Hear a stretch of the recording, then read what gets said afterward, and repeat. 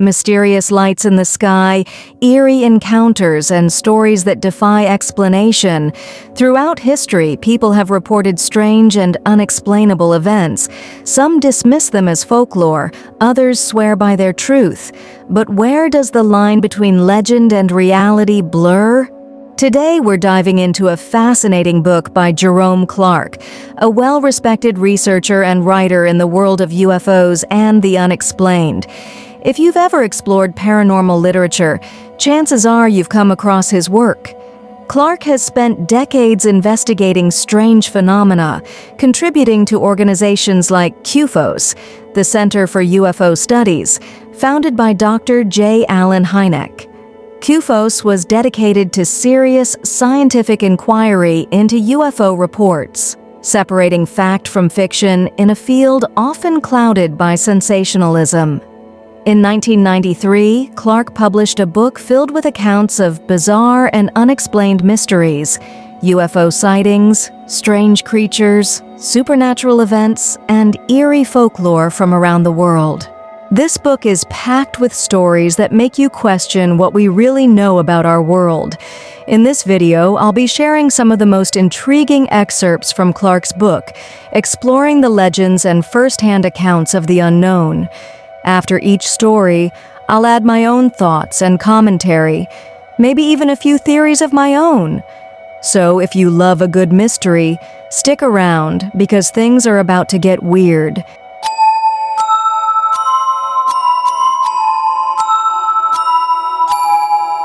In the beginning of his book, Unexplained, published in 1993, Jerome Clark discusses various accounts of ghosts and paranormal events throughout history, blending folklore with supposedly true accounts of sightings of things beyond explanation. The following is an excerpt on the Metheringham Lass, a folk tale from the 20th century, or possibly something more. He writes, Metheringham Airfield is a strip of land in rural Lincolnshire.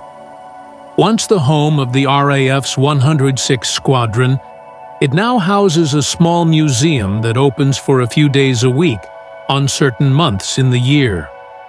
On summer evenings, you're likely to pass by without noticing it.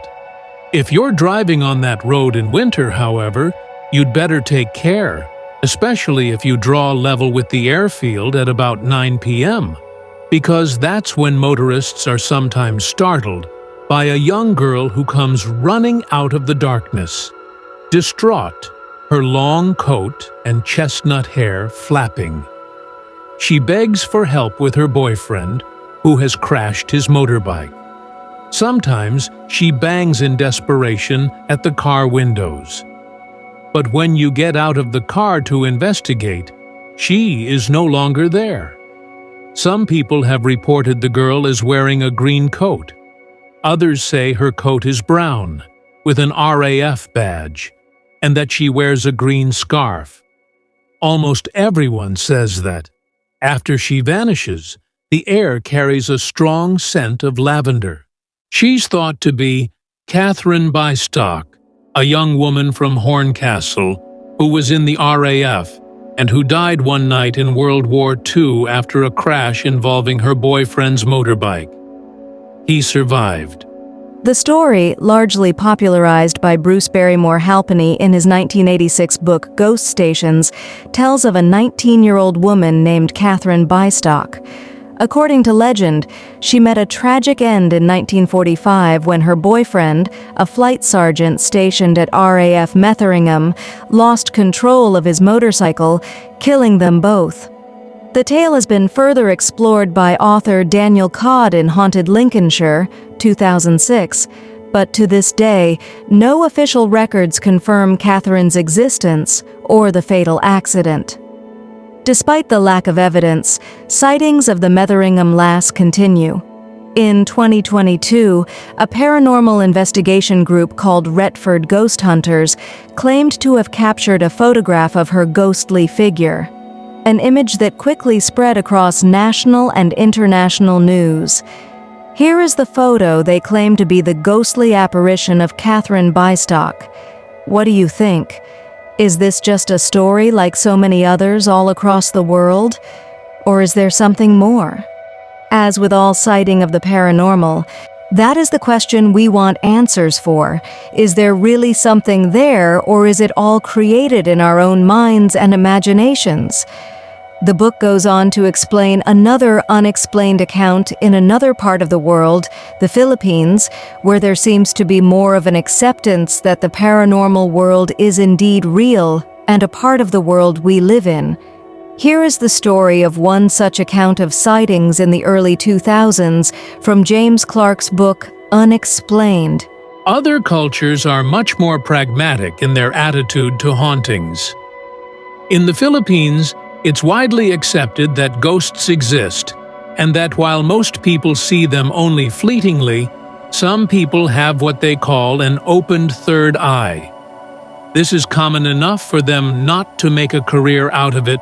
Most people, with an opened third eye, live ordinary lives and do ordinary jobs. But when hauntings happen, their friends will turn to them for more information. In the early 2000s, a little girl began appearing to employees in a call center in Cebu City. The firm had just moved into a converted warehouse. It was a large space, and, as in all call centers, people worked in close physical proximity, gathered in large open-plan offices, but separated into individual units by their phones and computer.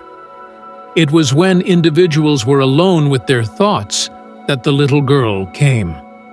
First, she appeared as a reflection in a female employee's computer monitor, wearing the kind of smart dress Filipino girls put on for Sundays. A few days later, a male employee was standing in the men's toilets when in the mirror he saw the cubicle door behind him swing slowly open, to show a little girl sitting on the toilet, looking at him. He closed his eyes and started praying. When he looked again, the girl was right in front of him, chanting the prayer along with him. He had a horrifying impression that her skin was starting to fall away from her flesh before he fled in terror. When the employees investigated the history of the building, they discovered that while it had been a warehouse, a young family father, mother, and daughter had lived there. The father had ended the lives of his wife and child, and later, overwhelmed by remorse, had ended his time on the earth. In that case, the employees took no dramatic steps to deal with the haunting. Some said prayers for the unquiet spirits once they discovered what had happened, but the emphasis was on living with the haunting rather than banishing it. Indeed, it was the company rather than the ghosts that moved on, relocating a few years later to new purpose-built offices. Since then, members of staff haven't been disturbed by any adult ghosts, but every now and then someone catches a glimpse of an unexplained reflection in their screen that looks like a young girl, wistful and rather lost. It seems in some cultures, there isn't a pressing need to banish or cleanse the spirits that are believed to be responsible for paranormal encounters. They simply attempted to understand why the spirit lingered, and then the emphasis was on coexisting, accepting the spirit's presence without a need to interfere. I found this interesting and dramatically different than some cases I've encountered about hauntings, in which those who are experiencing ghostly encounters go to great lengths to rid their home or other haunted places of the entity responsible. In addition to strange visions and things people claim to see, there are also many stories and accounts of people vanishing without a logical explanation of why or how they disappeared. Here is a tale of one such incident as told by James Clark. It is the Oliver Lurch disappearance. The story of a young man's tragic fate at the hands of unearthly forces has been chronicled for decades, always as a true account. In the most common version, the incident occurs on Christmas Eve 1889, 1890, or 1900, on a farm outside South Bend, Indiana. Friends and family have gathered for a holiday party. At one point during the evening, Oliver Lurch, or Larch, age 20, 11 in some versions, sets out to the well to fetch water. It is a clear night, the clouds having passed earlier after dusting the ground with snow. 5 minutes later, horrible screams interrupt the Christ Mass celebration, and everyone dashes outside, where they see Oliver's tracks suddenly disappearing halfway to the well. A voice, apparently emanating from the sky, though its source is not visible, screams, "It's got me! Help! Help!"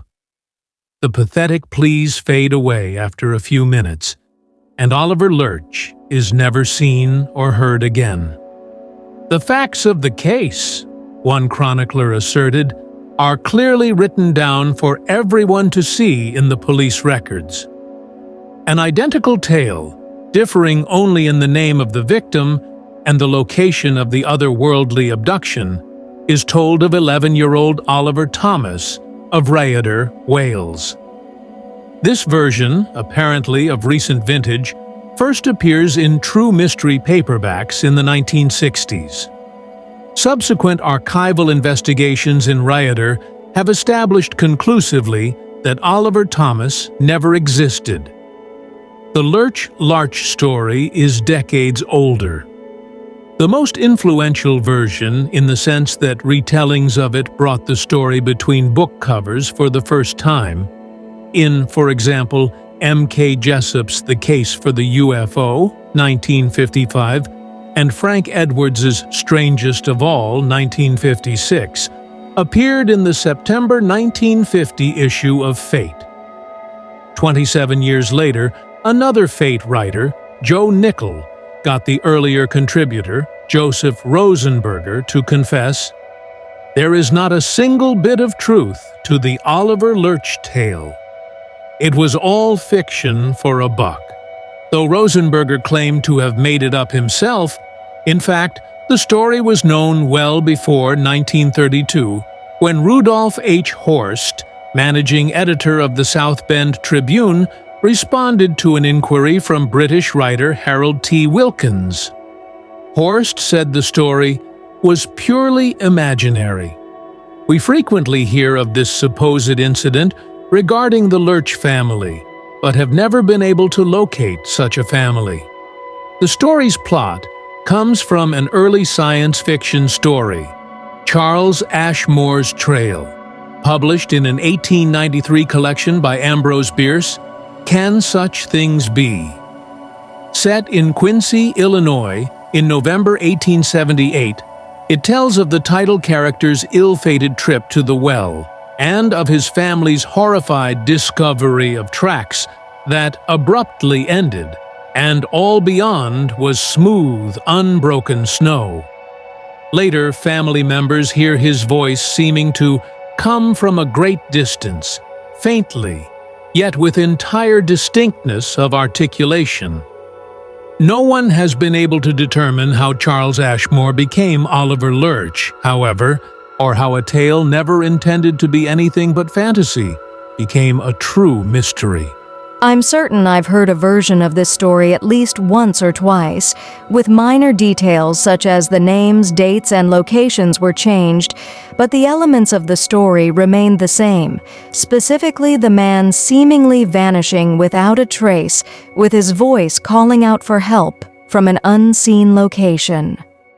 I believe this tale, whether true or fiction, touches on a fear that we all possess within, the fear of the unknown. We like to think we know a lot about life, consciousness, the earth, the universe, but we truly don't know the answers to those fundamental questions like, where did we come from? Why are we here and where are we going? The great beyond remains a mystery, and the idea of being thrust into a different dimension, a different existence, well, that to me is something we have all feared at one time or another in our lives.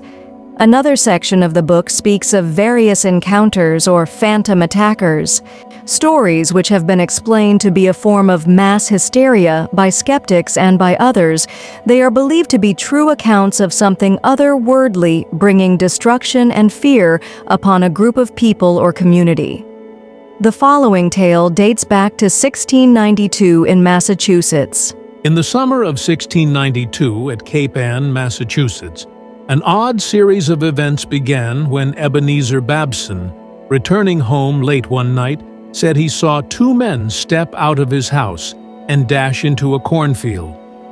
When he ran inside to check on his family's welfare, his wife and children were nonplussed by his questions.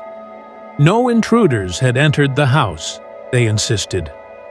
Babson grabbed a gun and went outside, where he spotted the two men bolting up from behind a log.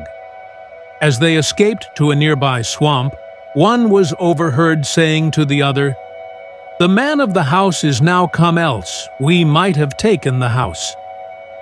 The family repaired to a military garrison not far away, and Babson then sneaked outside, where he encountered the two men again. The following day he came upon them a third time, and they chased him into the garrison. On July 14th, the entire garrison watched half a dozen of the strangers. A pursuit party, with Babson in the lead, got within gunshot range. Babson fired on them, and three fell to the ground, only to rise to their feet with no apparent signs of injury. As they fled, one turned to fire on Babson. The bullet narrowly missed him and lodged in a tree, from which its intended victim subsequently retrieved it.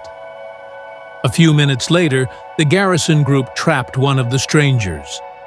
Babson shot him, and the man dropped. But when Babson and his companions rushed to the spot, no one was there. Several days later, two scouts from the garrison observed 11 of the strange men as they performed what looked like peculiar incantations. Richard Dolliver fired on them, causing them to scatter.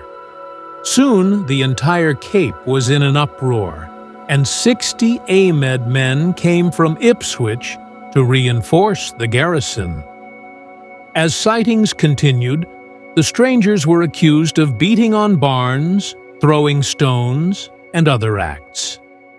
Soon afterwards, they were gone, much to Cape residents' relief. By now, according to the famous New England clergyman, historian, and witch hunter Cotton Mather, who wrote an account of the episode, people suspected that the strangers were something other than human beings. Demons, perhaps. 4 centuries later, we are not likely to find out who the strangers were or were not, though one suspects that in the latter stages of the episode, pranksters may have taken advantage of the hysteria. It is hard to say who or what was responsible for these attacks, but the elements of fear of an attack from an unknown entity, whether human or paranormal or even extraterrestrial, is a theme that is recurring in many of these tales throughout history. As the story is retold through the years, details may be embellished, added, it changed altogether, leaving us to make our own interpretation on what we think may have happened. Another story shared by James Clark is one that is more widely known, as it occurred in more recent times. Here is the tale taking place in Hopkinsville, Kentucky in 1955. The UFO era has produced at least one classic phantom attack story, one that attracted the attention of the Air Force's official UFO investigative agency, Project Blue Book. Early on the evening of August 21, 1955, Billy Ray Taylor, who lived with 10 other persons, all but 2 of them relatives, in a farmhouse near Kelly, Kentucky, stepped outside to get drinking water in a backyard well. He dashed into the house to announce that he had seen a flying saucer drop down into a gully on the far side of a surrounding field.